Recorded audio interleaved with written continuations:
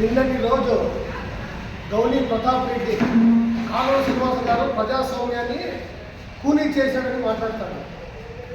ఒక వైఎస్ఆర్ ఇన్ఛార్జ్ ఉంది బొమ్మనాల్లోన MPP election పెడితే కనీసం ఆ ఎంపీటీసీని తీసుకొని వాళ్ళు గెలిపించుకునే జ్ఞానం కూడా లేకుండా ఆ మెట్టుగోవింద్ రెడ్డి అక్కడ పోయి బీఫార్మ్ ఎవరు వెళ్ళారు బీఫార్మ్ పోయి ఇన్ఛార్జ్ కాదు తెలిసి పార్టీ అధ్యక్షుడు పార్టీ కన్వీనర్ పోయి ఆ ఎంపీడీఓ ఆఫీసులో బీఫార్మ్ మీద మేము బీఫార్మ్ ఇచ్చేకపోయింటే ఇక మమ్మల్ని అందరూ తోసుకొచ్చినారని చెప్పి కాలువ శ్రీనివాస్ ప్రమేయం ఉంది అన్నారు. మీరు అక్కడ పోవాల్సిన పని ఏమిటి? ముఖ్యంగా ఎంపీపీ ఎలక్షన్కి ఎవరు పోవాలా? బీఫార్మ్ ఇచ్చేకి ఉండే ఆ మండల కన్వీనర్ ఎవరు పోవాలా? ఒక ఇన్ఛార్జ్ అయ్యి ఆ బీఫార్మ్ ఇచ్చేకి ఎందుకు పోయినావు నేరుగా?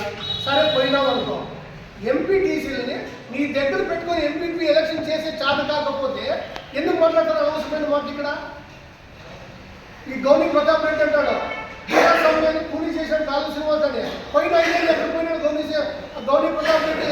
పోయిన 5 ఏళ్ళు ఎంతమంది మీద తెలుగుదేశం నాయకుల మీద కార్యకర్తల మీద ఎన్ని కేసులు పెట్టి ఎక్కడ పోయినాడు ఈ గౌనీ ప్రతాప్ రెడ్డి? ప్రజాస్వామ్యం గురించి ఈయన మాట్లాడతాడు. ఈ రోజు రాష్ట్రం విడిపోయిందంటే నీ కాంగ్రెస్ ప్రభుత్వం నుంచి విడిపోయింది. నువ్వు కూడా మాట్లాడేవాడు. కాంగ్రెస్ ఇంకా 10 ఏళ్ళు కానీ కాంగ్రెస్ మన ఆంధ్రప్రదేశ్లో కానీ తెలంగాణలో కానీ ఆంధ్రప్రదేశ్లో కానీ లైఫే లేదు.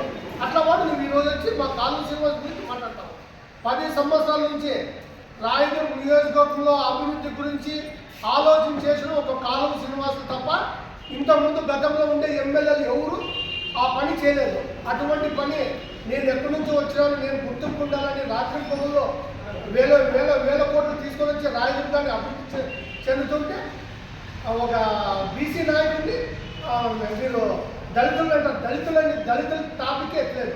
కనేకల్ మండలంలోన ఎంపీపీ ఎలక్షన్ జరిగితే దాంట్లో కనీసం మేము ఇన్వాల్వ్మెంట్ కూడా కాలేదు. వాళ్ళే వద్దనుకున్నారు, వాళ్ళే రాజీనామా చేయించి వాళ్ళే చేశారు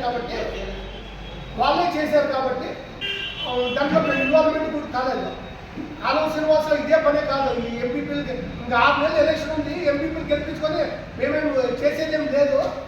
ఎవరి పని వాళ్ళు చేసుకోపోతుంటే ఈయన అభివృద్ధి అయిపోతుంటే కాలువ శ్రీనివాసరావు రామచంద్ర రెడ్డి అంటాడు, మెట్టగోవింద్ రెడ్డి అంటాడు.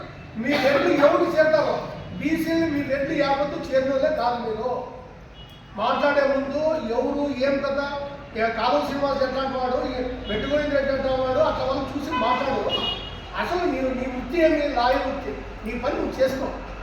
నీకేమైనా సమస్య నీ దగ్గరికి వచ్చినప్పుడు సార్ నా సమస్య ఉందంటే ఉచితంగా నువ్వు లాయర్ పని చేసి వాళ్ళకి అండగా ఉంది. అంతేగాని ఈ రాజకీయంలో చేరి అంత కెలకద్దండి. ఇంకొకసారి ఇట్లా కెలికినావంటే నెక్స్ట్ టైం నీకు మా మాటలతో చెప్పము. ఏముంటే మున్సిపల్ ఎలక్షన్లో నువ్వు చూడి నీ ప్రతాపం చూద్దాము. ఒకరిని గెలిపించుకొని చూద్దాము. అనవసరమైన కాలువ శ్రీనివాసం మాట్లాడితే మాత్రం బాగుండదని చెప్పి తెలియజేస్తున్నాను.